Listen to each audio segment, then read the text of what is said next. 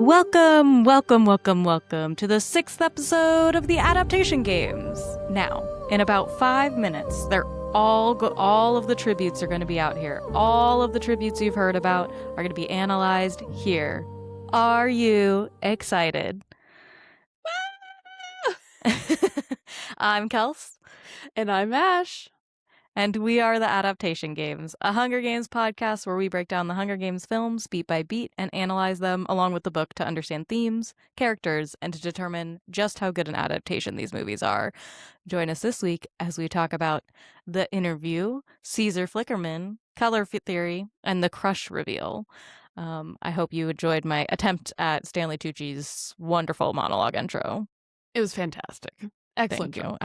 I didn't have the trumpets to really back me up, so yeah. I'm sure with our theme song too, it'll really not match. Yeah, it's gonna go great. I can't wait to hear them both together. Maybe we'll have to do a special musical insert. Exactly. Speaking of, before we get into it, last week, the week before, we shouted out our costume designer and our makeup artist, but the other person we've been talking about a ton that we haven't shouted out yet is the composer. So we talk about music a lot, and because obviously it can make a big difference. You're about to get Caesar Flickerman's intro to like really sad slow music instead of trumpets. Caesar Flickerman's funeral. Yeah.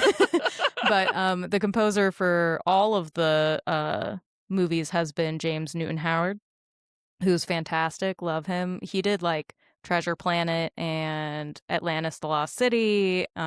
He did a lot of the Dark Knight movies with Hans Zimmerman. And he has composed, I think it's like all of Francis Lawrence's movies since I Am Legend, back when he did I Am Legend. So he's prolific in his own right. He's done a lot of awesome stuff. I think he does atmosphere really well. And clearly in the Hunger Games movies, we've seen that. And he should be back for Sunrise. I believe he's composing that as well, so I'm pretty excited. Oh, I'm very excited. Yeah, the Hunger Games have a very fun soundscape. Yeah. Oh boy. Yeah. Sound identity. Ooh, there we go. Fonts. Yeah. But yeah, so I just want to shout him out because there's so many people, as we've talked about a lot, that, this is all a huge collaboration effort once you get into film, and we want to make sure that people get their flowers. So if there's anybody that we're not shouting out that people want us to shout out, let me know, because I'm not going to name all several hundred people that worked on the movie, but, happy to shout out some people. Amazing. How's your week going, though, now that we've gotten that all out of the way? Oh, yes. I think one important thing we must note is we are pre-recording these episodes relatively significantly ahead of time because we wanted to make sure we knew what we were doing. But we think this is releasing during Pride. So if it is June and or at any point of the year, happy Pride, y'all. Happy Pride. Happy Pride. I was very lucky to recently... I live in Seattle, so and have been a big fan of the Seattle Torrent, and bought season tickets as soon as I could. So the last game was the Pride game, and it was truly one of the best atmospheres. It felt like the essence of Seattle Pride kind of boiled down into a little climate pledge arena. So it was completely sold out. We are the worst team in the league. We lost the game, but the atmosphere is so good. There were over 17,000 people there cheering and having a good time. I'm very proud of the Seattle Torrent for sticking with it. They're still there, They're still Everybody there. showed up to play. And people were less injured than they were earlier. So this is a big win. Yes, but happy Pride, y'all. We're glad that the interview scene fell on Pride. Listen, we're talking color theory, and that's for the girls, gays, and theys. Okay, we're very excited. Amazing. But how was your week? Mochi, the puppy. She's not a puppy. She's 4. She's over 4. The drama queen, though. She's a Scorpio. I'll say this. Both my roommate and I are also Scorpios. And when you mix that all together, we're pretty volatile. Mochi is the most volatile of all. I have been going into office every day, and I will be for the rest of this month until June. And the fits she has been throwing have just been unreal. She acts like everything is fine when I'm home, but the second I leave, she's like a little demon child to my roommate. She like literally was stalking outside of her window because it faces the backyard. She was like, her paws were like up on the window, like staring and crying at her to wake her up in the morning. And I was like, girl, leave her alone. Your dog is just your roommate's sleep paralysis demon. Basically. Oh my God, it's been so funny. And then like she acts like everything's normal. Like she'll take she has some drugs that she's got to take, you know. I'll just hand them to her. She'll just eat them.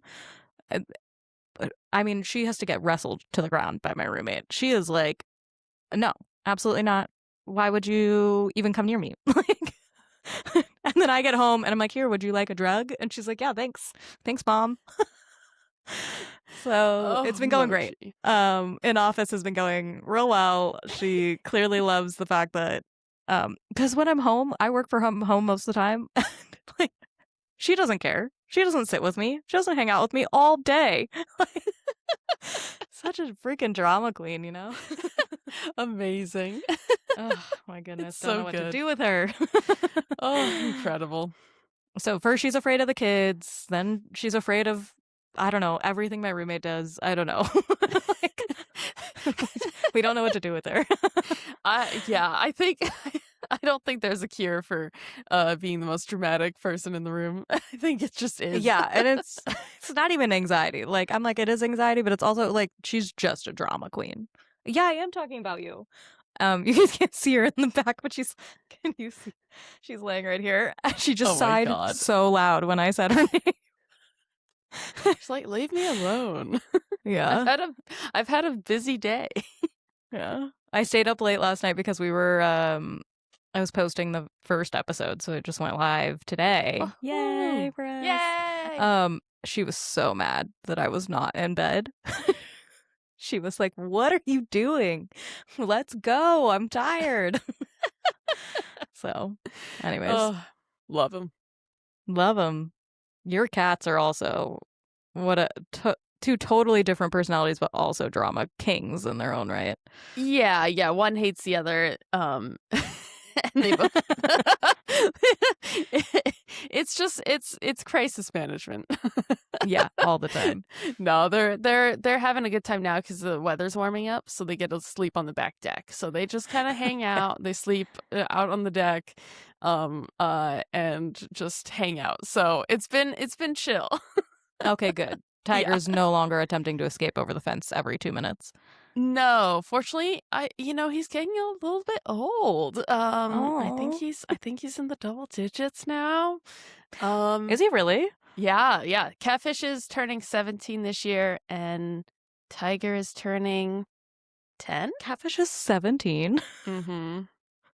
I know. You got CATFISH like 2 days ago. What do you mean? Well, I also got him when he was old. I know, that's true. You did I did not adopt that man young. Yeah. Still. But yeah, so it's turning into two old men lounging on the back deck. That's the life. Love that. It for really them. is. I'm quite jealous because I, when I'm home, I just see them out there and I think, could be me, but I have things like responsibilities. Yeah. That's why I keep telling Mochi every morning. I'm like, dude, I have to go into the office. Who else is going to pay for the drugs I keep feeding you? Me. I love it. You're expensive, dude. Anyway, speaking of people spending money on other objects, the Capitol citizens are probably spending a ton of money on the kids after this, on the tributes. So. Yes. Man, our segues are gambling. great. We don't even plan these. Hard they just segue. come to me. Let's talk about pets, and now let's talk about treating humans as pets. It's basically what the Capitol does. So, yep. Yeah, we're gonna spend this whole time talking about what is essentially like a couple of pages in the book. Like the interview gets very little attention in the book. Book's I think much longer than the actual movie interview. Yeah. It's like, I think it's only like 2.5 pages of like the interview descriptions themselves before we get to PETA and Katniss. And before that, I mean, they have the whole training arc. We're going to talk about that first. of Haymitch and Effie attempting to train Katniss in how to be in an interview. It goes great, in case anybody's wondering. Clearly, nothing went wrong. Everything was fine and dandy. But yeah, like that takes up more time than the interviews themselves, which is kind of crazy. Yeah. You know, the game time call is about 5 minutes, but the prep for it is a lifetime. Is that what your gals say in the hockey locker room? I hope so. I mean, they're doing great. Love it. Well, last week what we ended on was Katniss feeling absolutely betrayed by PETA deciding to no longer want to train with her. And to There's only one winner. There's only one winner. And she was like, dang it, guys. I really told myself not to trust him. And somehow I still ended up trusting him. I hate it here. So it happens. She goes straight from that into the training interview arc with Effie and Haymitch. She gets 4 hours with Effie and then 4 hours with Haymitch, which is I think too much time to spend with them one-on-one at all. Oh, yeah, I think 4 hours with Effie would drive me I know the balcony has that force field, but I think I would test it. Yeah. Throw myself off. Literally, Effie is like putting her through etiquette training, essentially, right? And she's trying to do it in a 4-hour session. And she's trying to get her to smile more. And here's what Effie says. Well, that's the best I can do. And basically she's like, instead, think of yourself amongst friends. And they're betting on how long I'll live, I burst out. And they're not my friends. Well, try and pretend, snaps Effie. Then she composes herself and beams at me. See? Like this. I'm smiling at you, even though you're aggravating me. Like 4 hours of that? Yeah, no, thank you. Oh God. Yeah, this is very cotillion coded. Yeah. I as a tiny non-binary child trying to go through cotillion, I was like, I don't think I'm made for this. And so I sort of related, but also much higher stakes on Katniss's part. Yeah. Yeah. So Effie is like trying to get her to walk in heels that are like way too high, because later she'll be with Cinna and she'll be like, oh, Cinna gives me like reasonable heels. Effie was trying to make me walk in like murder machines, like that were meant to snap my ankles. It was crazy. It's so good. I love this section of the book where it's just Katniss getting absolutely turned inside out. Like, she is so out of her depth into nowhere for this one interview. Like, she's been doing okay so far. This is her nightmare.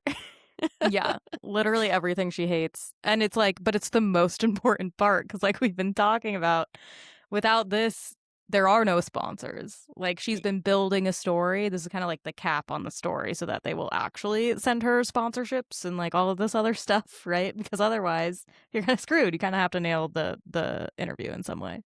Yeah, I mean, you've set the bar at I'm literally on fire as I'm riding a horse-drawn chariot through the city. Like, you gotta be able to put together a basic interview. Yeah. And so then she storms out of her training with Effie, right? And she sees that Haymitch and Peeta are in pretty good moods. They're like joking around. They were like, this was easy. We're having a great time. And she's like, okay, so then I go with Haymitch. And Haymitch is like, how are we going to present you, right? Because are you going to be charming, aloof, fierce after everything that's happened? And he's like, you come across as sullen and hostile. And she's like, excuse me? What do you mean? What do you mean, Haymitch? Yeah, what do you mean? And by the time they get through it, right, Haymitch has started drinking, so he's getting even meaner, and Katniss is getting furious. And so at the end of it, he says, not only are you hostile, I don't know anything about you. I've asked you 50 questions and still have no sense of your life, your family, what you care about. They want to know about you, Katniss. And Katniss is like, but I don't want them to. They're already taking my future. They can't have the things that matter to me in my past. And by the end of the session, I am no one at all, because and Haymitch says some mean stuff. Like, now I don't have it written down, but like he basically says like, you have less charm than like a dead slug. And she's like, well, I'm already going to be a dead kid, so thanks a lot, Haymitch. Oh, Haymitch. You know, he's doing his best, and his best is not good. No, not even close. But yeah, I think that last bit where it's like they can't have the things that mattered to me in the past is kind of sums up Katniss's whole experience with the Capitol in this first and kind of the beginning of the second too, until Mhm. she's ready to just burn it all down. In many ways, or like when her family gets out. But I think that really just sums up her relationship with the Capitol in kind of one go. Yeah. It's like it's interesting because we're gonna get that Peeta Katniss scene before they go into the games as well, right? And this is basically what Peeta is also implying, which is really just the core of their humanity, right? And this also comes down to the fact that like we have been talking a lot about Katniss and names. We're gonna talk about names again, probably a little bit here, but like she doesn't want to give those things because she's like that stuff matters to me. You can't have it. It's mine. So like the fact that in the epilogue we won't get the Everlark kid names, and they're never gonna. I don't think Suzanne will ever give them to us. I don't think she should No, either. Yeah, because that's like the last bit of like Katniss is like that's mine. You yeah, can't have it. yeah, because I mean we're outsiders looking in too. Mm-hmm. Um, Exactly. Also, I desperately do not want a Snape Potter situation. Oh my god. I, I will Severus. cancel this podcast. What is his full name? I don't fucking know. But this podcast will be over, and I'll be like, never mind. Fuck the Hunger Games. I'm out.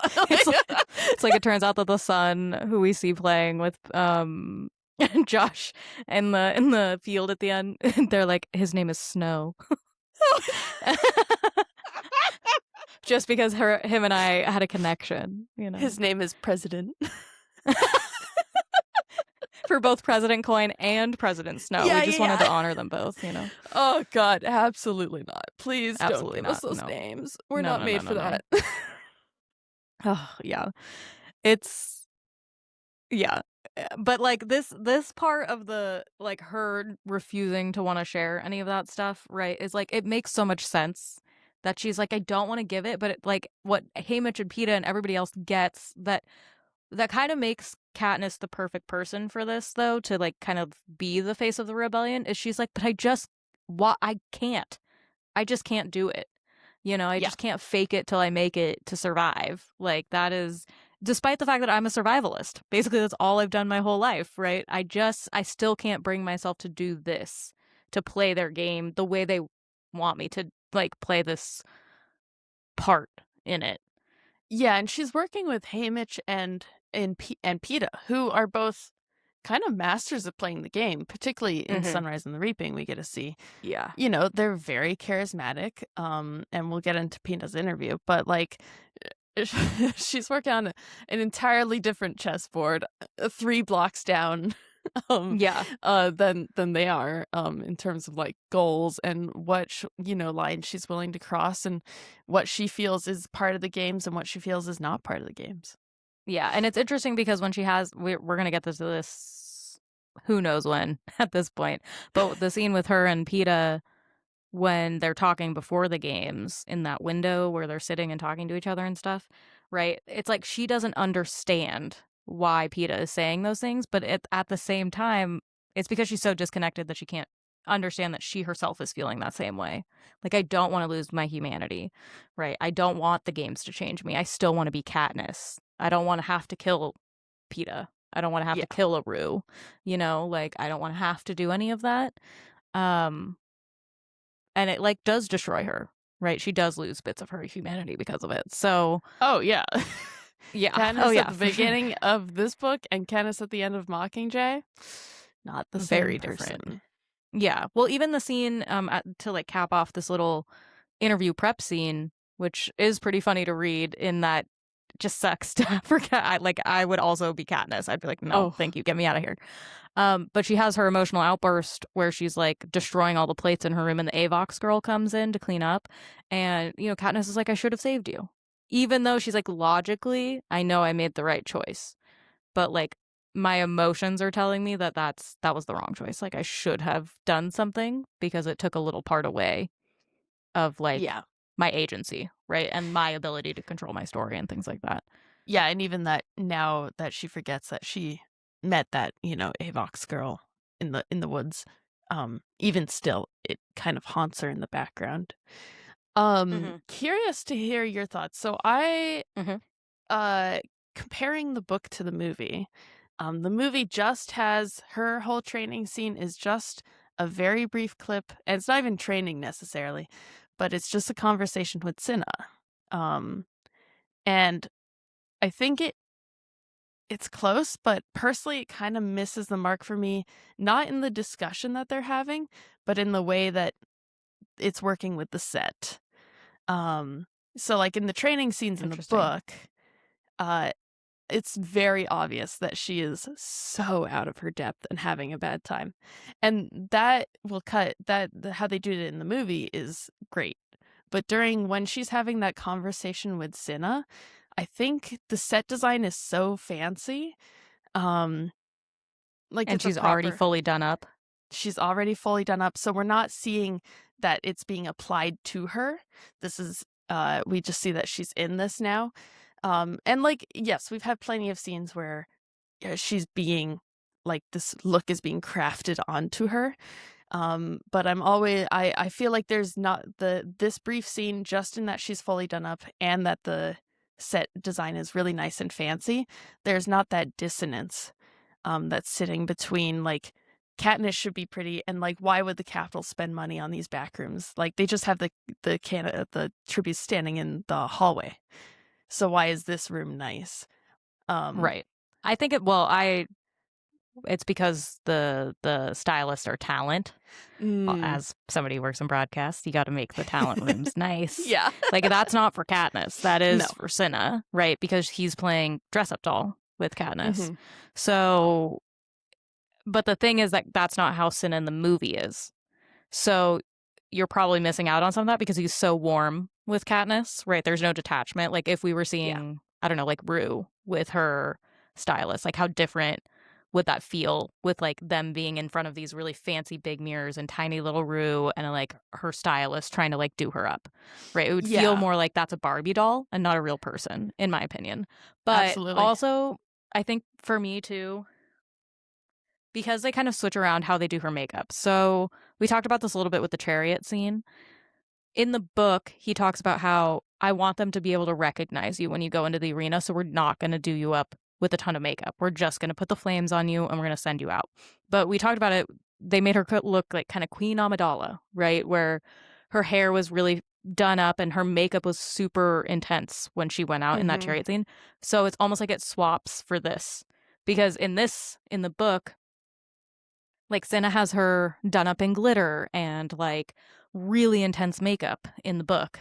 But in this version, it's basically just Katniss with her hair up, right? Like the makeup is a lot more subtle in this scene.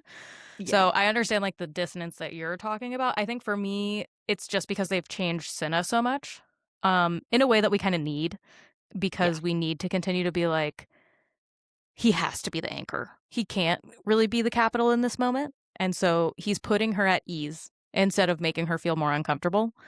And that just has, I think, to do with the visual language we've been establishing, right? So we talked about this, I think, last week, where it was about a lot of the times in these shots, we were getting the capital and the district people separated. So like Portia, Cinna, and Effie are all standing to applaud when they get the scores, but all the district folk are sitting. Right. And so, like, there is.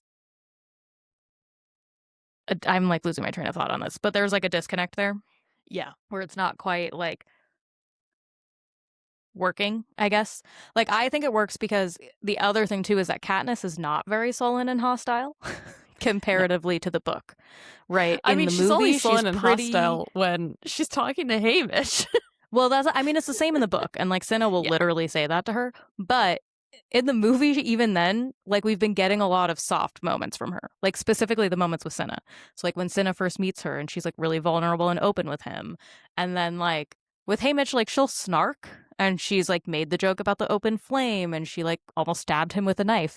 But like it is not to the degree of which she has been sullen and hostile in the book towards Haymitch.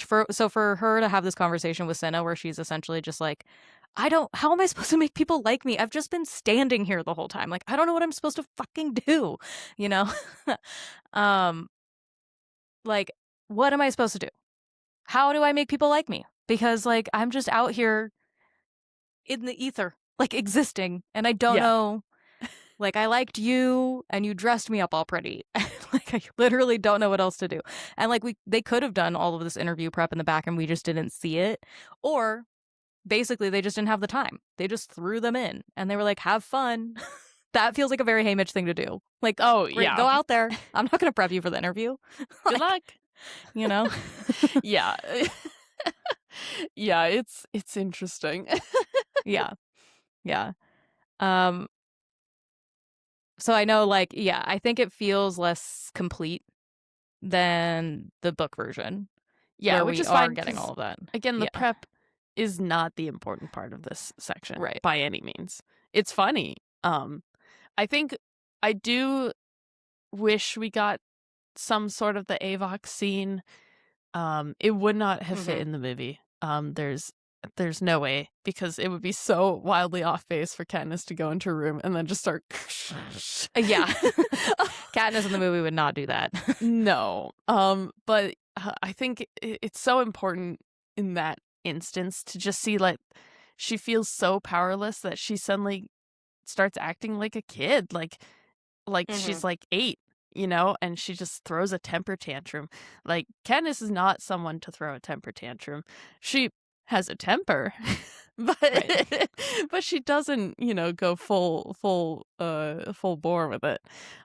So I think that's just such a kind of a beautiful moment in the books, that I wish we got some sort of parallel with in the movie, but I just don't see where Yeah. it could possibly fit. It's like, I think if her and Cinna had more of an antagonistic, or not even antagonistic, just the version that they have in the book where she still is kind of like, I guess, because we basically are skipping over the intro to Caesar and we're just going to talk about this here. But basically, like, he in the book is still, she's like, I don't know, maybe I could see him as a friend, because he's like, could you see yourself talking to somebody from home? And she's like, well, Gale, but I wouldn't be telling him this stuff here, he knows this stuff about me. And so Cinna's like, what about me? Could you maybe kind of see me as a friend, as somebody you could talk to in the crowd? And she's like waffling, she's like, I don't know, maybe. I guess I could do that. Whereas in the Yeah. movie, because we've been establishing that relationship in a completely different way, she is like, yeah, okay, yeah, I could do that for you, right? I Yeah. could do that for Cinna. And And it's that's great why because, they like, established it that way, because we needed to get there. But if it had been the book version, they could have had a bit more friction there first. But I just don't think it would have worked with the relationship that they built. no, and it lends itself to Catching Fire way better. Yeah, yeah, that's the big thing for Cinna, is I'm always thinking, like, Catching Fire Cinna. Bummer. Okay. Yeah. But anyway, enough about the training. We have an interview. Yes, we do. And so essentially, we cut straight from Katniss finding out that Peeta doesn't want to train with her anymore to Caesar Flickerman sitting on stage.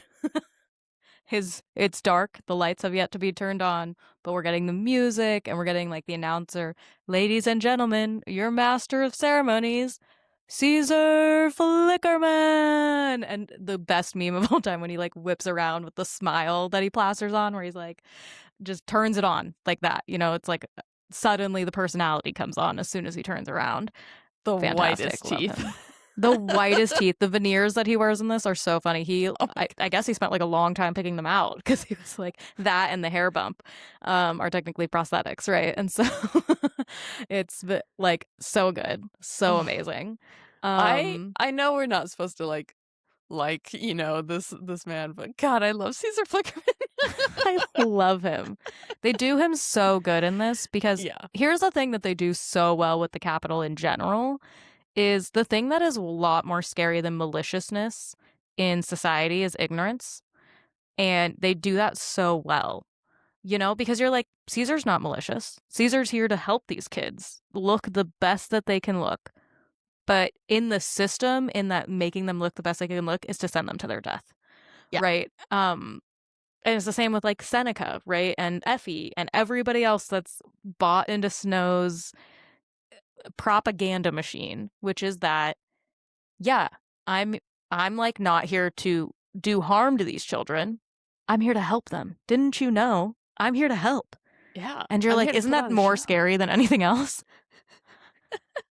Yeah, he's terrifying. But Yeah, like I love him though. And you're like, I do want to believe everything you're saying. You're a really yeah, good television host.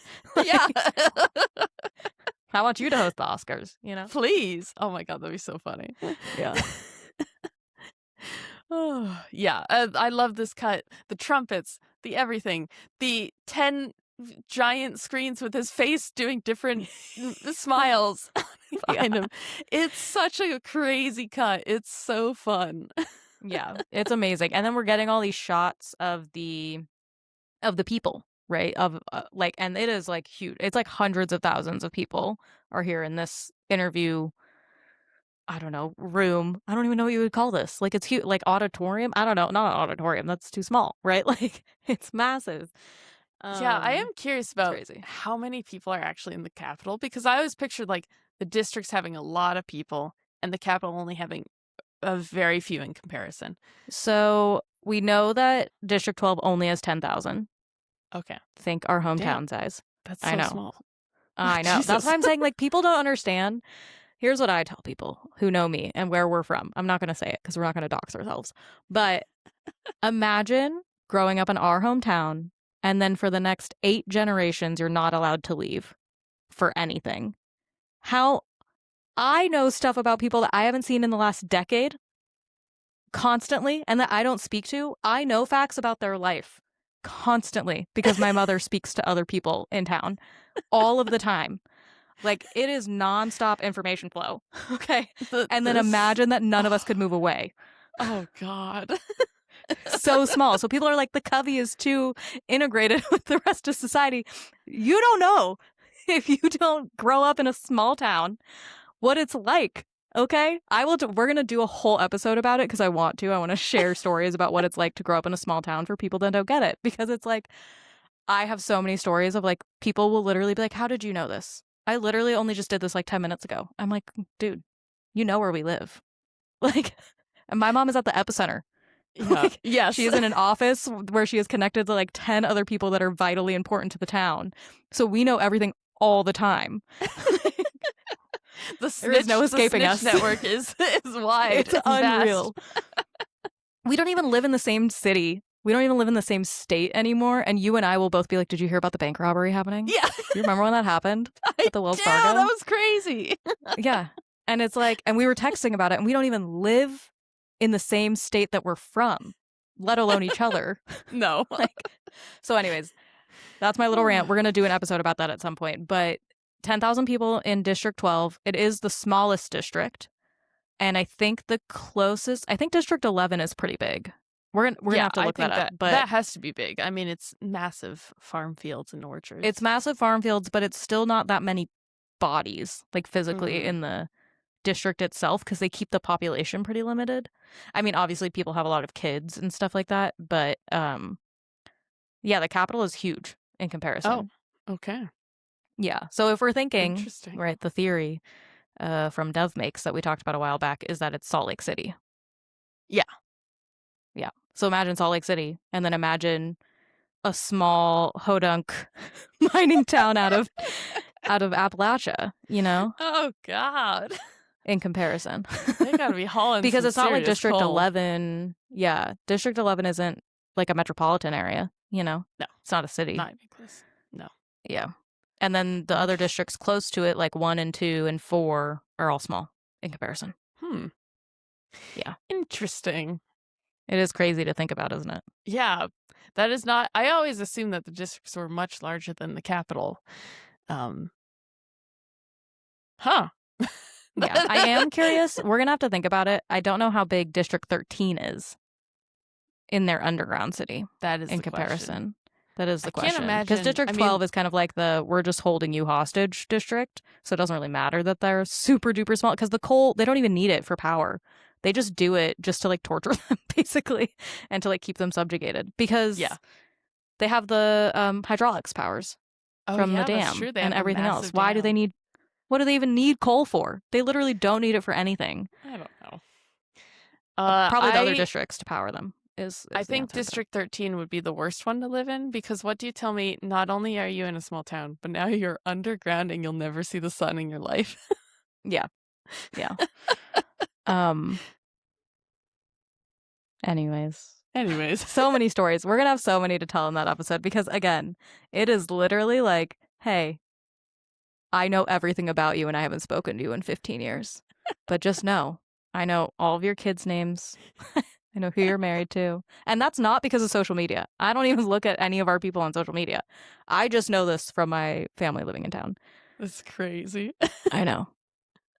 Anyways, so the whole point is that, yeah, you look at this giant room. It's like hundreds of thousands of attendees, Yeah. all there to see the tributes. It is probably a pretty significant portion of the capital citizens are there. Probably not all of them, for sure, but like clearly this is like the only thing going on at this time for them. I would assume it's a national holiday. It's got to be, right? Snow wants everybody to be watching it, so Yeah, it's it has to propaganda be. time, baby. Yeah, It's a holiday. exactly. Okay, we went on a little sidetrack there, but to get back to it, Caesar Flickerman is up on stage. He's got the hair, he's got the Yes. veneers, and he has his welcome, welcome, welcome, welcome. And it's interesting to me how templated these intros are for each capital citizen. Like it really is part of the propaganda machine, is what it is. And he's like, "Are you excited?" to the most uproarious cheers ever. It's a fun Amazing. time. It's so it's the camera is flying all over the place. It is not Yeah. staying still for even a moment. It's color, color, color, random person, random person. Yeah. Yeah. It's like frantic almost. It's kind of like Yeah. when we were getting the chariot scene and we were like, man, look at how rapid these people are in the stands for Katniss coming out. Like it was crazy, you know? Yeah. It's uncomfortable. Uncomfortable indeed. And it's like fun because we've been getting so much Stanley Tucci in the movie, right? I think we talked about this too when he was giving the scores. They really expanded his role because in the book, this is our first description of Caesar. We have yet to meet him until this moment. You know, and Katniss is describing that he's hosted the interview for more than 40 years. He has a lot of plastic surgery. He does a different color theme every year. And she's like, I don't get it. Like being plump and old are signs of prosperity when you're in the districts, but in the capital, they're like, nah, young and skinny, which is many commentaries on things today. But Anyway. anyway, Anyway. yeah. But we don't really need Katniss to tell us any of that, right? Because we've seen it, just visually throughout the whole movie. I mean, yeah. I mean, Caesar is like blue. Like he's 3 steps away from being in the Blue Man Group. Yeah. Yeah. This man is very strange. You don't need to tell me he got plastic surgery. I have seen his teeth. I'm sure many things have changed. Yeah. And then this is where we basically just get him doing that intro where he's like, the tributes are going to be coming out soon. That's when we get the hard cut into Katniss. It's a good cut because it cuts out all the music. It goes from the really loud trumpets of the intro music and introducing Caesar and all of this other stuff to the complete silence of what is the green room, essentially, where Katniss and Cinna are getting ready. And then we have that whole scene with them where she's like, I don't know how to make friends. And he's like, just try talking to me, you know? And she's like, I guess. Because, like, the thing that Cinna comments on is like, don't you know how beautiful you look? And she's like, what do you mean? Who cares? You know? Yeah, it's also like he's dressing up for the capital beauty. I mean, who knows what Right. the District 12's beauty, and we will never know through Katniss's eyes. Right. But yeah, like the way that she's being dressed up is not like, ooh, now she feels it, you know? Yeah. Well, the other thing is, it's like she would get to really enjoy that kind of fashion and all of this other stuff. Maybe not so extravagant, but like we get a lot of it in Catching Fire. She really does like fashion. Even in this book, she like describes the fabric of things a lot. Like she's very descriptive about that kind of thing, kind of like with food. Like she's constantly changing clothes and admiring the clothes that she gets to wear here and like all this other stuff. And then when she's doing the fashion as her talent or whatever in Catching Fire, you're like, she would love, you know, to be able to dress like that if she had the means, right? If she Yes. had the ability to do so. And now she does, but at the cost of everything Her else. life. Right. Yeah. Her soul. Yeah. So, but it's like not when she can't choose, right? Like this is somebody else dressing her essentially. Yeah, absolutely. Yeah. Yeah. The other thing in the book, we're getting that conversation with Cinna where, you know, she's like, Haymitch says I'm sullen and hostile. And he's like, well, you are when you talk to Haymitch. Like, but not everybody else loves you. Everybody else adores you. And of course, we're back to Katniss's trauma. What do you mean? People don't like me. Nobody's ever liked me a day in my life, you know? Oh, Um, so that's really jumping back out. But it's interesting because all the tributes are going to go out at once in the book. And before they do that, Katniss is thinking, like, I'll say this for Caesar. He really does his best to make the tributes shine. He's friendly, tries to set the nervous ones at ease, laughs at lame jokes, and can turn a weak response into a memorable one by the way he reacts. And what we're going to get in the movie to demonstrate that is we're literally going to see it happen with all of the different tributes right now, which is awesome. Stanley Tucci just does it. He really does. He plays a great TV host. And that's plays a hard to do. great People TV think that's host. easy. It is not easy to do good interviews. No. No. Yeah, and I love too that we get to see him at his full like skill set with Katniss specifically. Like we get a little bit with the other tributes, but we just get glimpses of them so that we know what their faces look like when they're in the arena. We're like, oh, okay, that's important. That's an important tribute. But like with Katniss, we'll get to it. But he's throwing all the tools in the shed at trying to get her to like Yeah. be personable. Yeah. Like he will do whatever it takes to make her, because he wants it to be entertaining. Yes. Right. Again, he's like, oh, I'm helping them out to seem great, to seem entertaining so that people will want to sponsor them, not so I can save their life. You know, there's a pretty distinct line there for that. But yeah, so we cut over to the interviews. And we have Caesar who's saying, let's see if she does indeed shine. Let's have a warm round of applause for Glimmer, right? Like he has a special intro for each one of them. She comes sauntering out in a very short skirt. We do get a description of her interview, or at least what she looks like when she comes out in the book. Because she's like, you can tell she's going for the sexy angle, which is like, that's a teenager. And they went with a see-through dress, which they could clearly not put the teenage person in who plays Glimmer. So they just put her in like a really, really short dress instead. And this is also where it's different. We get a shot of the rest of the tributes who are waiting lined up along the wall. But in the book, they're all sitting on stage while the other tributes are getting interviewed. Yeah, I think, in Catching Fire, that's an important plot point to have them all on stage. But in this, I kind of like that they're just standing in a hallway, like, yeah. And, having this one guy being like, your turn, throw him on stage, your turn, throw him on stage. Yeah. One really fun part about this is that you can see all of the production crew. So, like, you'll get, like, shots of Caesar sitting there interviewing them, and in the background, you can see the production crew, like, working. Yeah. Like, that's how it really works when you're on set. You know, they're all in black. They've got their little headsets on. They're walking around. They're moving the tributes around. Also, it's a lot harder to get a broadcast on when you have everybody on stage instead of just keeping them separated. So that's just an easier choice. And where we're going to get into it is the color theory, but I'm going to save that for once we get through these interviews because I'm going to dedicate a moment to it. Excited. Yeah. But essentially, we get, Katniss says in the book that they're only allowed 3 minutes each. I'll say this. Realistically, I don't think Suzanne understands how long 3 minutes is when you're on stage. And in an interview. Yeah. I did time some of them. They're like close to 3 minutes, but yeah, it's like in the book when she's writing out the descriptions, that's not 3 minutes, Suzanne. That is a lot longer than 3 minutes to do a whole joke bit and then also start asking questions. You're past your time. It's too late. Goodbye. Like, man, we've been talking for 40 minutes already. We're on like section 3 of our hour. We're so bad at this. And by bad at this, I mean bad at guessing that what content will only be an hour. But yeah. Yeah. Oh, it's so good. Yeah, I mean,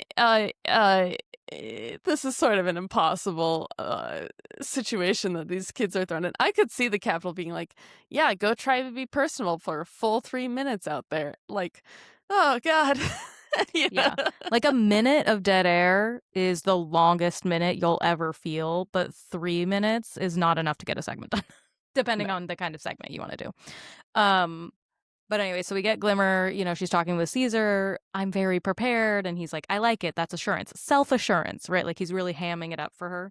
And we get the moving shot down the line, starting with Marvel, Clove, and Kato, and we get a glimpse of the 12-year-old boy who is basically entirely out of frame. Like they really use the framing shots here to great effect, which is essentially that everybody else is so tall, they're not going to readjust frame for the small kid.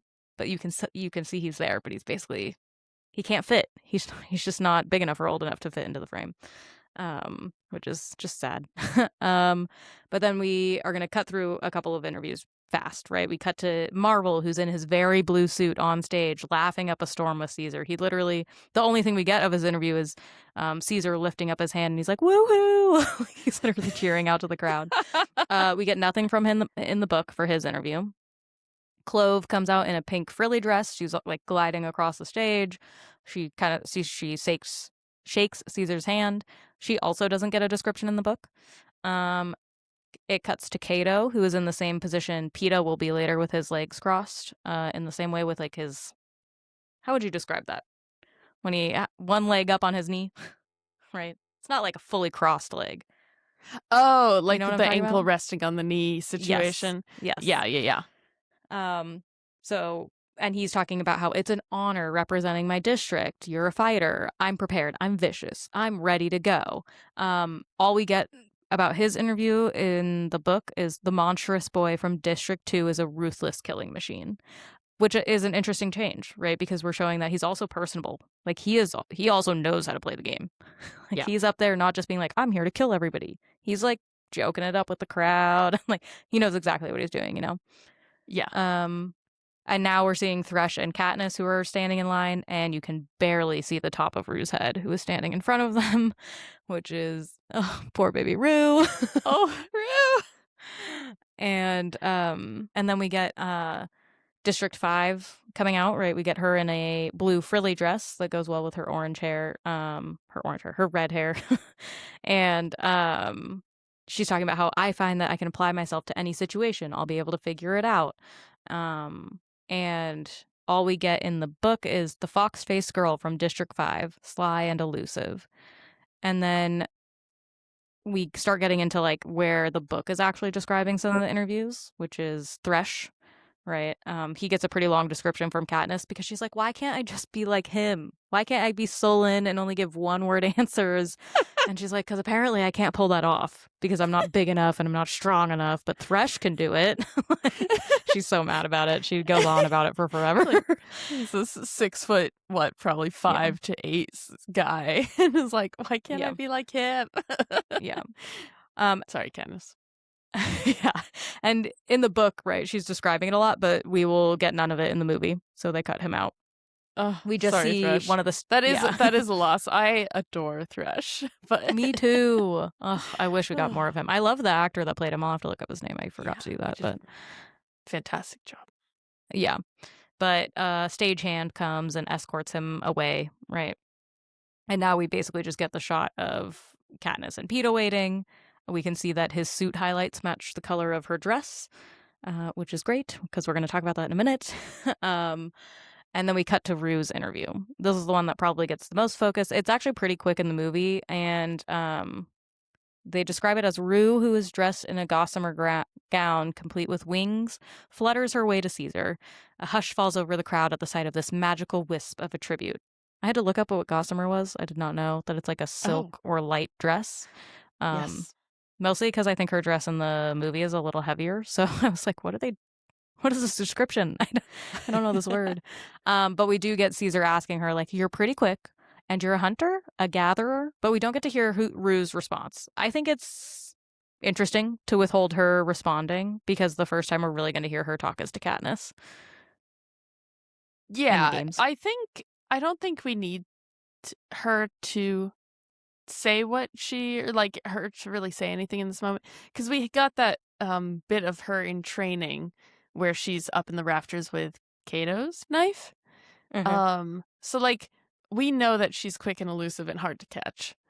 Um, so I don't think we necessarily need this line, but I'm always open to more Rue. I, Yeah. I Yeah. always want more Rue. Yeah. But I do think it's a very deliberate choice that we don't hear her Yes, before she speaks to Katniss. So absolutely. it She's another works, unknown. but Like we like yeah. her. She's cute. I like that Katniss can't look at her as she's being interviewed in the movie. Hmm. Katniss very deliberately looks very quickly away. Because it reminds her of a certain primrose. Um, Hmm. but you know, she's another unknown. And we're trying to keep things pretty unknown about others, including right now, PETA is also going to be an unknown. Yeah. So the big thing about getting to see all of these interviews is we get a ton of color theory in that the more I watch the movie, the more I'm like, oh my gosh, the blue thing did matter. I feel like because the Capitol is really aligned with like a blue, purple, kind of pinkish color palette, right? And so it's less to do with like, oh, does the blue mean sad or like anything like that, right? But it's because Katniss is orange and the exact opposite color of orange on the color wheel is blue, right? Mm-hmm. So what we get is that the backgrounds, what you were talking about earlier, where Caesar, you see a bunch of his faces. When the tributes are being interviewed, it's the same color from when Caesar was up there, which is like a blue, purpley mix of colors, like some pinkish is thrown in there as well. And then it's the boy tribute on one side and the girl tribute on the other, no matter who's on stage from that district. And all of them fit into this color scheme. Glimmer came out in sort of like a creamish pink color, right? It was pretty light. It almost didn't have a color, but it still matches with this color theme a little bit more, right? Marvel was in a deep blue suit. Um, Kato comes out in like a silvery blue suit. Um, Rue is dressed in blue. Who else? Clove also comes out in pink, right? And then Fox Face is in blue. Like all of them are within the color palette of the Capitol. For a variety of reasons. Thresh also is essentially wearing the same color that Kato is wearing, the silvery blue suit, right? So a lot of the boys are wearing that. Peta's going to be the only one in black, with orange accents, and then Katniss is in full fire orange. And what's going to happen is she goes to turn her head to talk to Peta before she gets escorted up, but she can't bring herself to say anything to him, right? And she gets led up the stairs. The stagehand is like literally touching her back. Again, just another way that the Capitol is constantly violating her space. We see her standing in the wings as Caesar is announcing her. And we get the great lighting from the LEDs, which have now switched to orange behind him. This is the only time they will switch colors for a tribute. The whole backstage is now going to be orange with Katniss and Peta's face on it. Oh, Um, interesting. yes, and while she's standing in the wings, great lighting by the cinematographers and the lighting techs on scene because Jennifer Lawrence's entire face is illuminated in orange while she's waiting for Caesar to call her out. What we hear from Katniss in the book is that she's so glad that they didn't make the match her and Peta. He compliments her outfit, right? So the fact that they've been in a lot of black, we've already seen that black basically equals rebellion. Cinna wears black. Katniss and Peta wear black in the parade. Um, Anytime they want to separate themselves out, they're going to be wearing that kind of color. Yeah, and Because we we're gonna get to get. see Mhm. Snow in full white. Do we see him in full white in the movie? I don't know. I think Is that later all of his the? or is that Catching Fire? I think it's all of the marketing. He was in Oh, white really? because they'll dress Peta in white and they'll dress Joanna in white, like all of those tributes in the marketing. I can't remember. You're right though. I do think he wears some Okay. white at some point. I just can't Yeah. remember where. We'll get to that. Um. We'll see if we see it. Well, But I was yeah, thinking, oh, yeah. if Black's Rebellion, white would be capital too. Yes. Well, sometimes he wears black, right? Because he doesn't fit That's into the true. mold of the capital either. Like we talked about, he doesn't have an accent, just like Cinna. The other people that are going to be wearing capital colors, Haymitch and Effie. Effie's going to be in purple and Haymitch is going to be in a purple blue, but he will have a spot of orange in his outfit to match the Oh. kids. Yes. So, anyways, we're going to get there, right? But they will change the entire color theme of the stage just for them, which is pretty significant, right? And I had never paid super close attention to it. And then I was like, oh, when I got to them, I was like, they must change the color for each, tribute pairing. And I went back and I was like, no, they don't. This is the only time they change the color is for them. So pretty significant choice.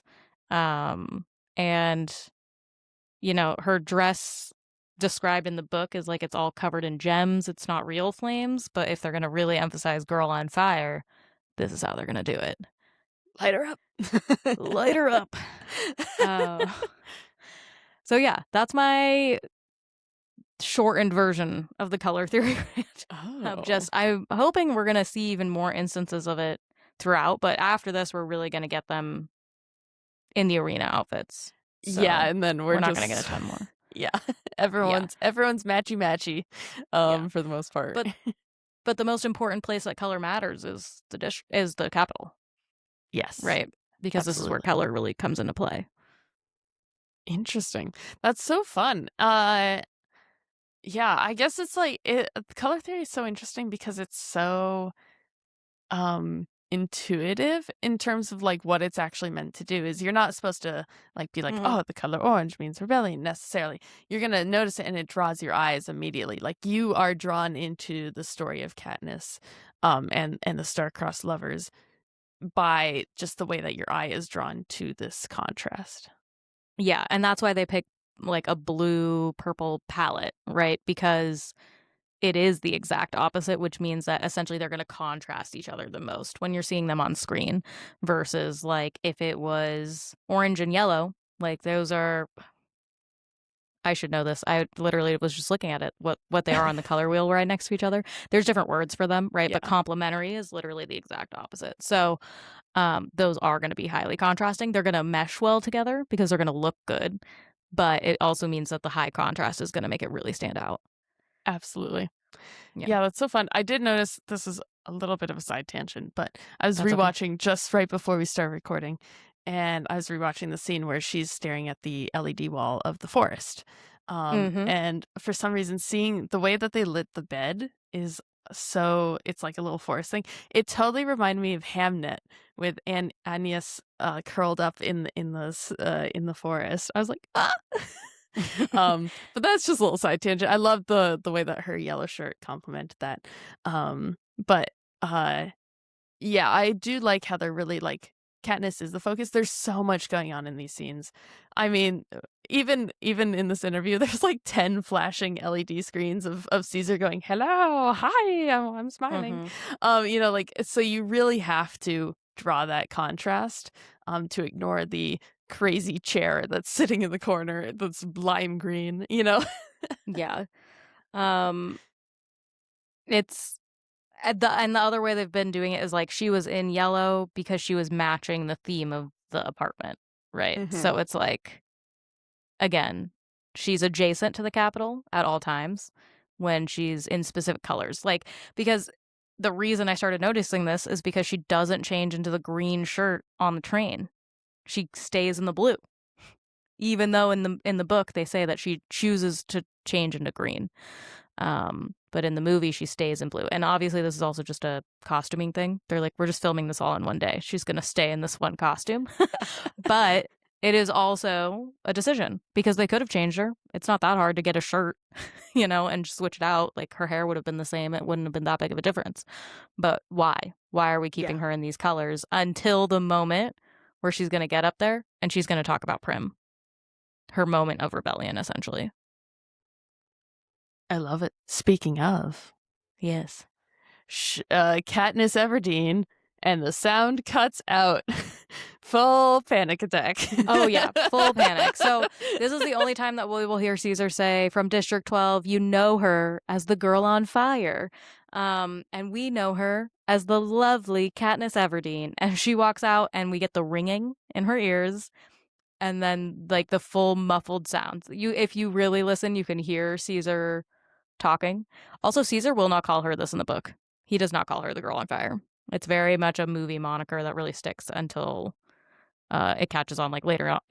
Like I think in Catching Fire is when they start using it for her more.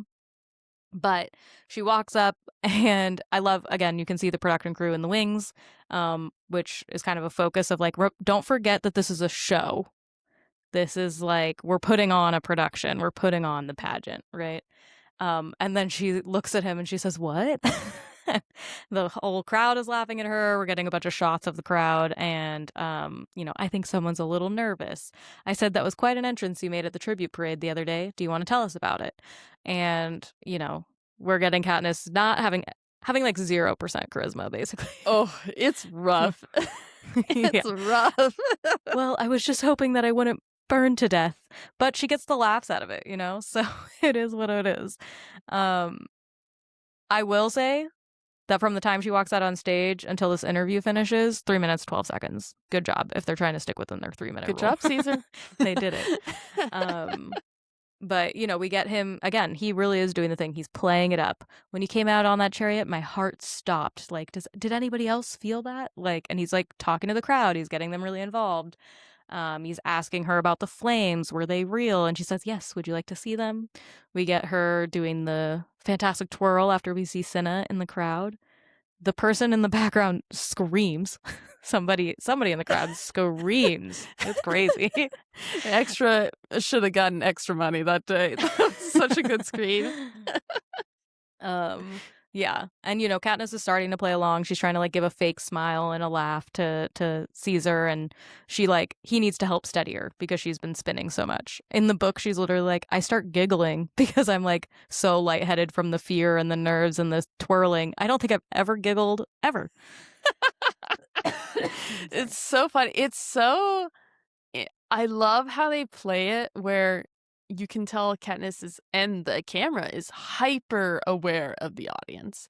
She's constantly looking like very quickly out to the, she'll say something to Caesar and then look out to the audience because she's like, is that good? And the camera is constantly following her gaze too, to see like, well, Yes. Did that hit? Was that successful? And Caesar's completely leading this conversation. There is very little, at no point does Katniss take the reins of this conversation, I would say. Yeah. Like literally after she finishes doing the twirl, he gets really genuine.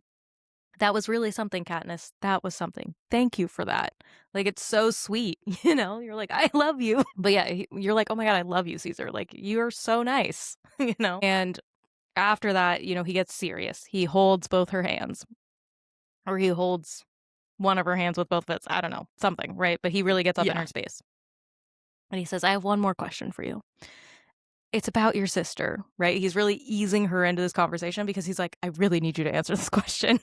Like, I'm trying to help you. Yeah, I love that as soon as sister is mentioned, she locks in.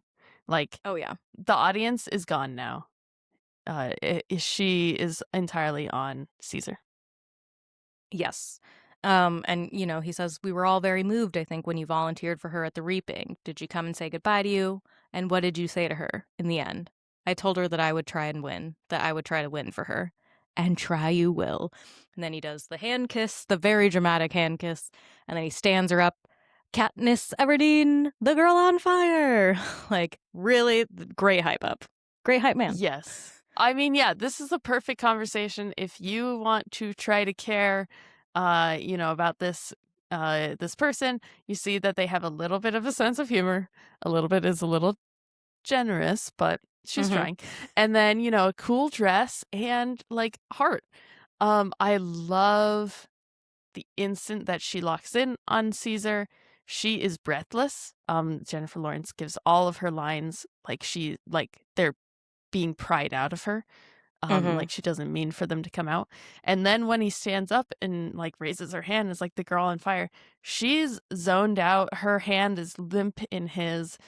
She is thinking about Prim, and you're like, I mean, I'm glad the Capitol isn't seeing this, but yeah, she's not happy. Like, this is not a successful, like that end pose she didn't win like this. They took Prim from her.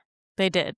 He managed to get it out of her. And I like the change because in the book, right, she's like, instead of warmth, I feel an icy rigidity take over my body. My muscles tense as they do before a kill. When I speak, my voice seems to have dropped an octave. I swore I would. Like, she locks in an angry way in the book, and in this version, in the movie version, she is so vulnerable. She's so like, dang it. Because we don't get that conversation of like, I don't want them to take this stuff from me. So all we can get is in these small moments from the Yeah. acting. So yeah, We have to I see really it love that. being the effect of it being taken. Yeah. And the reason that I timed this interview is because that's exactly 3 minutes, 12 seconds. But there's a lot more to her interview in the book. So basically, it's all the same, except for the fact that they also have a side conversation with the game makers.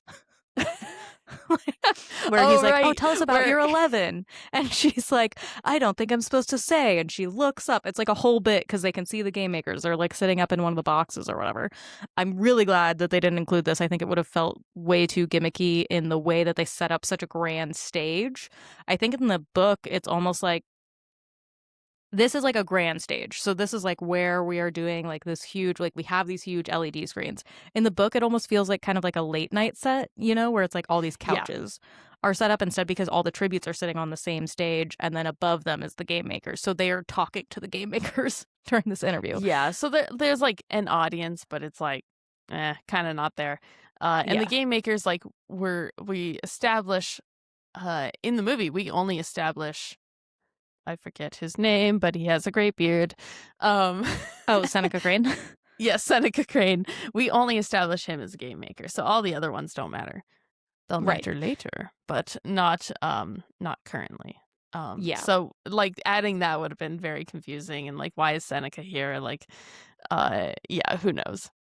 And it's also like, it's also letting the 11, the score that she got, speak for itself. We don't need to have another moment where they ask her about it. Also, because it would be such a tired bit. What is he going to do? Ask every tribute? Tell us about your score. I don't think we're allowed to talk about what happens in the tribute center. Like, every time, is he asking every tribute that? Like, what a boring question. He's too good of an interviewer in the movie to do that, you know? Yeah, I mean, it is unusual for District 12 to get anything above, I assume, a 5. So yeah. But it's like the best part is we are again making it all about Katniss, the girl, or Katniss, the symbol at this point, the girl on fire, versus Katniss, the actual survivalist, who's going to go out there and have to fight in the games. I think it's good that they remove that from the process, essentially, in her interview specifically. Because they keep it in the script version. We will get to the pre pitch script or something like that. Yeah, I think it would be considered a pitch script. Yeah, okay. Yeah, the pitch script. Not the script they used for the movie. The pitch script. What a trip. But we'll get to that later.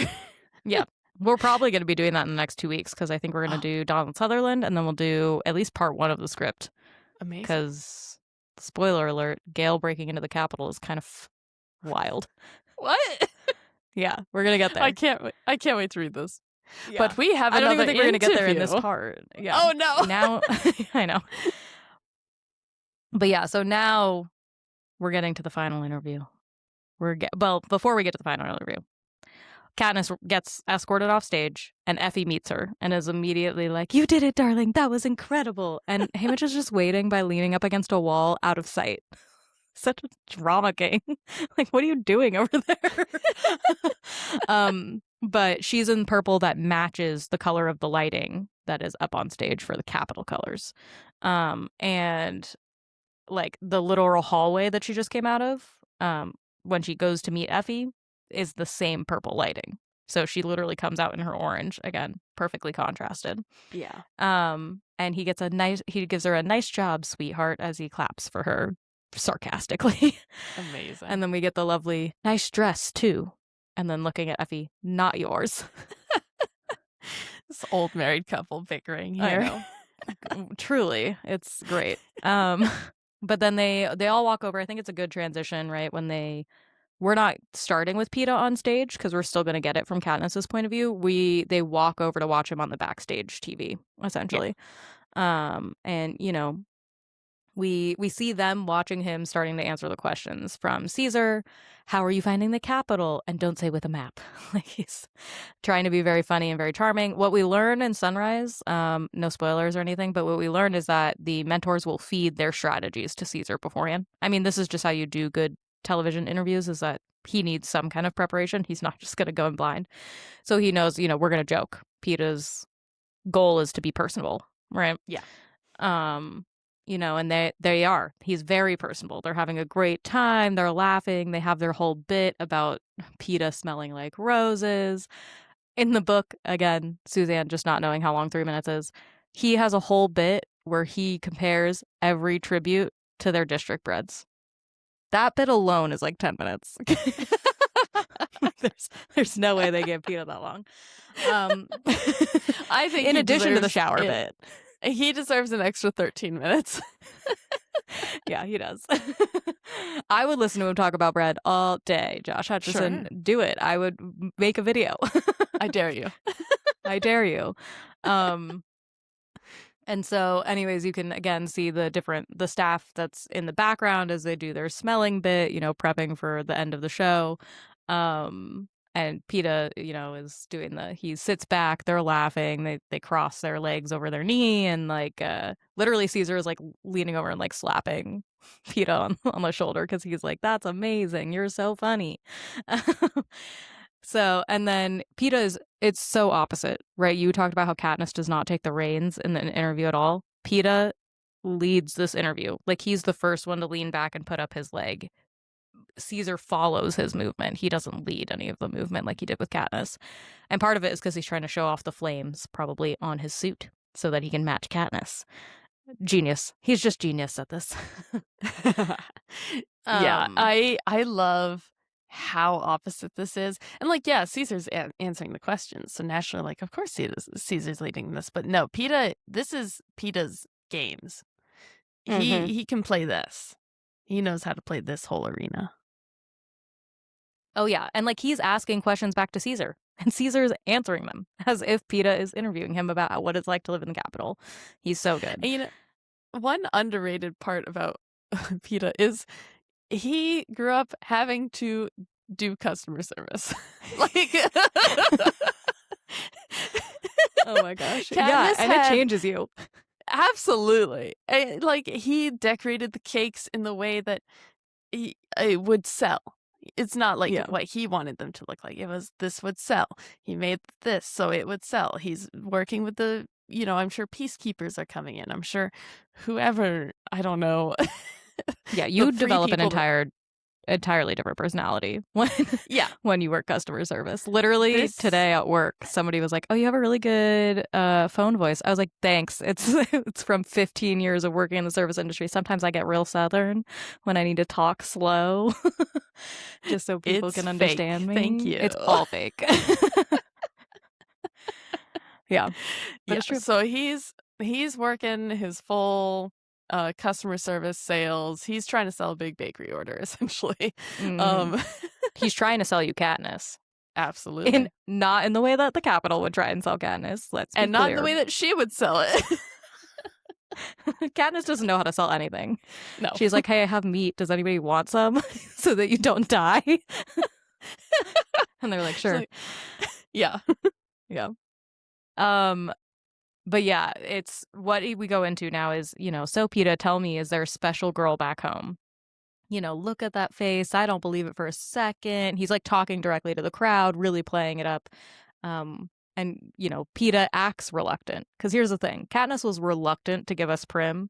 Peta is acting like he's reluctant because he wants to play that coy card of oh yeah, I want to draw you in, right? So he's like, well, there is this one girl that I've had a crush on forever, but I don't think she actually recognized me until the reaping. This is also what Katniss is thinking, but it's untrue. She noticed Peta all the time. But Caesar's like, oh well, once you win, he's getting the crowd to laugh and all this stuff. And I love Josh's delivery of this whole segment where he's like, thanks, but I don't think winning's going to help me at all because she came here with me. And it's he takes such a great deep breath before that. He's really oh, maybe I shouldn't be telling Caesar this on national television, but I will.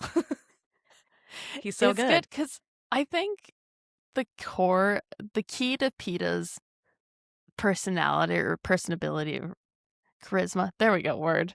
Charisma in this case is like he is honest. He'll lie later, but this interview's mostly quite honest. It's played Mhm. up, and he's knows what the Capitol wants to hear. But this last half is extremely honest. Yeah. And like later when they're having their little conversation, he'll be like, I meant that as a compliment. And she's like, yeah, sorry. I just got mad. Sorry, I tried to put you through a window, but Yeah. But, we get the reaction shot of Katniss being like, what? Like while she's standing there with Effie and Haymitch. And, I love that it goes from what to I'm gonna kill this boy. I'm gonna kill this boy. I cannot believe he would say something about me. It's like the whole inner monologue she had where she's like, what does he mean that people just helped me out? I have an effect on people? What does he mean by that? He says I'm bad at bartering. Yeah. Like, Katniss, that's not important. Also probably. Yeah, agreed. And then I think it's great because clearly the other thing is that Peeta took Caesar by surprise because he has no idea how to respond to this. He's like, well, that's bad luck. Because he's like, oh, God, what am I supposed to do with the fact that he cares about another kid going into the arena? That's bummer. I don't know what I'm supposed to do with that. What is someone's gonna the Zuko die. line? The Zuko. Oh, my first girlfriend turned into the moon. What is it? That's rough, Why can't buddy. I think of it? That's rough, buddy. That's exactly. I wish Caesar had said that in this moment. That would have been so funny. That's so good. Yeah, there's no way to respond to that other than oof. like I can't. Oh, right. I can't sell that. I can't sell that you have to sacrifice yourself to save another tribute, which works in Katniss' favor because they're like, oh, like now Katniss has someone in the arena that's gonna fight for her, so let's give her money because, right, she'll win. Especially because the Capitol will later be able to see what Peeta is doing with the alliance thing. Katniss has never interpreted anything he's ever done correctly ever, so she's gonna misconstrue. But the Capitol is gonna be able to be like, oh, I get it. He's playing it up, But the other thing is that like Peeta did really good in the interview to really get Caesar to be like, oh, you should be able to go home and live a happily ever after. And Peeta is essentially trying to get him to be like, no, I won't. Because the person I care about most is here. So what are you going to do now? Right? Like he's trying to checkmate him essentially in this conversation. And he does. There's no way to respond. And two, I mean, the Capitol citizens will not think about this until catching fire. When it's the baby. But like this the is best this might moment be of all time. the baby. But like I don't think the Capitol citizens have realized that like these tributes can care about each other. I'm sure there's been a few, but like this will be the first time that tributes sacrifice for each other, probably, maybe, in a way that's effective, I should say. Because I'm curious, they talk about like people's siblings have gone in before or people's kids have gone in, but it's not like they've ever been in the same year that we know of. Like that would be crazy if a brother and sister got reaped in the same year. Bummer. I'm sure it could have happened. I'm sure it's like less interesting because I'm like the Capitol would probably be like, let's not do that. Because what are they going to do? They're going to team up and then kill each other at the end? Or it's really good for propaganda. Like, see, you can't even trust your own family, which is the whole point of the reaping system. Yada, yada, yada, right? And the key to this is that it's a surprise, I think, to all parties involved, but particularly to the Capitol, because it's like, oh, these are just two, like, oh, we thought the poll here was Katniss going for her sister, and that's very appealing, and, that's a poll, and I'm sure that's been seen a few times before throughout the Hunger Games, but, oh, now we have two people who've just admitted that they have feelings, well, one of them admitted they have feelings for the other on national television, like, hell yeah, I'm tuning into that. And right after we got the family love of Katniss sacrificing for her sister already, right? And the idea that in Ballad of Songbirds and Snakes especially we'll get this, especially when you're in Snow's point of view, they think that the people in the districts are literally savages. They're like, they have no civilization. They themselves are they're not humans, right? And we've talked about that a lot where But now the capital citizens see them as like cute decorative pets, like Mochi over here, who cannot stop rumbling in the background. I don't know if you can hear her. But like, like that's how they see them now. But back then with Grandmam and like President Snow, they're like they don't have emotions. They don't have real human thoughts. Which is really, how regimes like that justify things like slavery and all the other stuff out there. 100%. And so it is like I lost my train of thought a little bit. What was I talking about? Grandmam.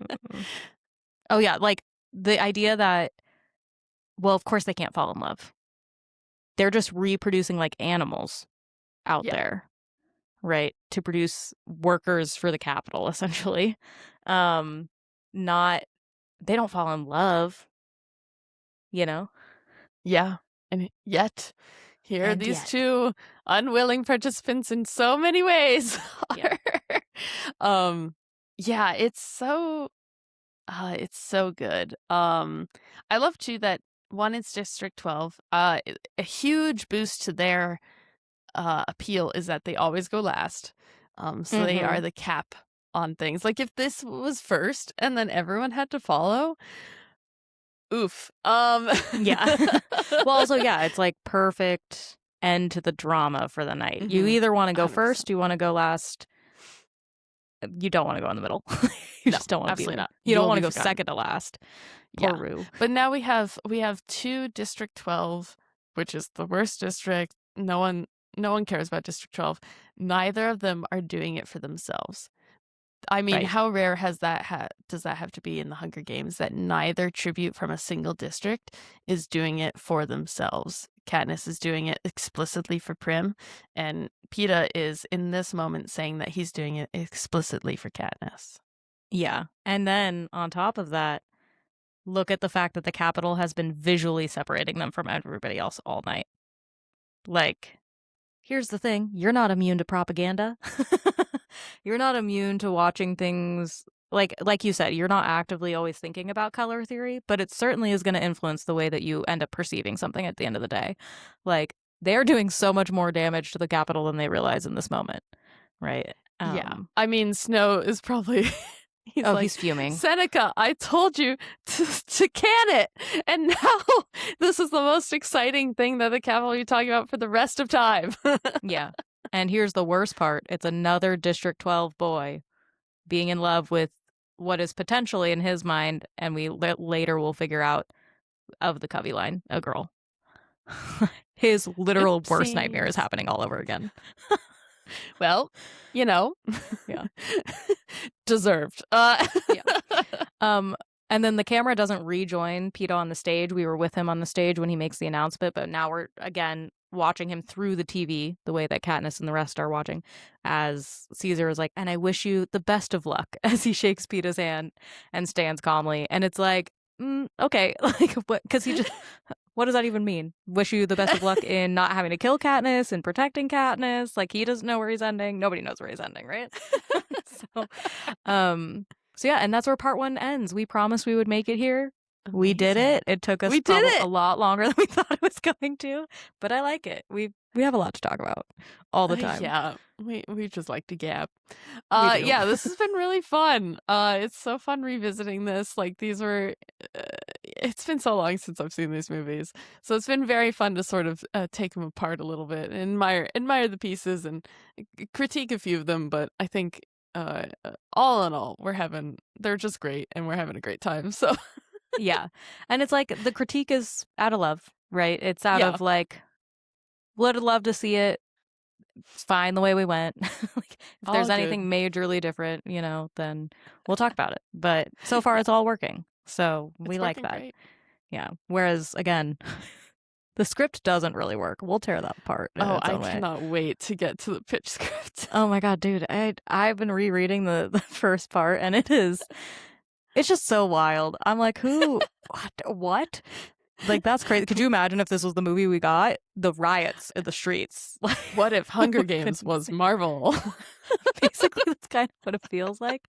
Well, and then it is interesting because it's like I can understand why the script would write it that way, but you're like that's not going to play on screen, right? By the time you get to that version, because Yeah. like the only thing that we're missing too from Peta's interview is that Caesar will ask Peta like, "Oh, does this girl that you have a crush on have another fella?" And he's like, "I don't know. There's like somebody she hangs out with, and all the boys have a crush on her." And Katniss is over there like, "What What? are you talking about? Does he mean Gale?" She's so confused. She's like, I barely go to school, let alone like. Yeah. She's like, I've talked to Madge. Is he talking about Madge? Apparently we're friends now. Apparently. I love it. It's so fun. Katniss is the best. She's doing her best. Yeah. And she'll, unfortunately, her best will get worse, but yeah. Yeah, and really it's like we're gonna get into the games so fast after this, and I'm like, man, we had so much to talk about. What are we gonna talk about when we get into the games? I don't know. I know. Oh my god. It's gonna be wild because I reread the whole series for this, right? And I was like, I still am surprised. Something that we forgot to talk about last week was that I really wanted to talk about was Effie literally has her own moment of rebellion when after the scores are read and things like that, where she has a whole little thing where she's like, well, they should have been paying attention to you. It is their job after all. And then she's like looking around like she's worried that somebody was going to report her to the Capitol. And like we don't get any of that from movie Effie. So I had this whole segment and it's like we didn't even end up talking about it because there's so much to go over. There's so much to talk about. Crazy.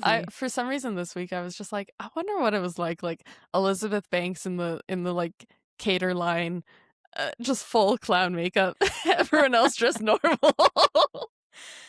My favorite behind the scenes photos from something recently, like videos and stuff, is from Percy Jackson. The guy who played the Cyclops was just constantly walking around in his prosthetics of the like Cyclops head. So at lunchtime, it's like everybody else is just there in their normal clothes, and he's there in like this huge like prosthetic bodysuit, basically. Oh my god! So film funny. sets are another world. Truly. But yeah, I can't believe we're done with part 1. It feels both like we just started and like I can't believe it took us so long to get here. I was not expecting this to take 6 episodes. I think I had scripted it out and I was like 3 episodes for part 1. And now I'm like, that was stupid. Why did I think we were going to do that 3 episodes? A little bit new to the podcast game, I would say. New to how you and I talk, and I should have known. This is us. I shouldn't. Like when we just talk about stuff. Like we'll talk about anything. So amazing. Yeah. So I think what we're gonna do, right? We're not gonna jump straight into part 2. I know, shocker. We have already talked about this, but we're gonna do a special Donald Sutherland episode. I think we should do that one first before we go into the script. So we're going to do that. I'm going to read you the letter. I'm very excited. We could talk about it. We could talk about Donald Sutherland's career and his life and his beliefs from when he played President Snow.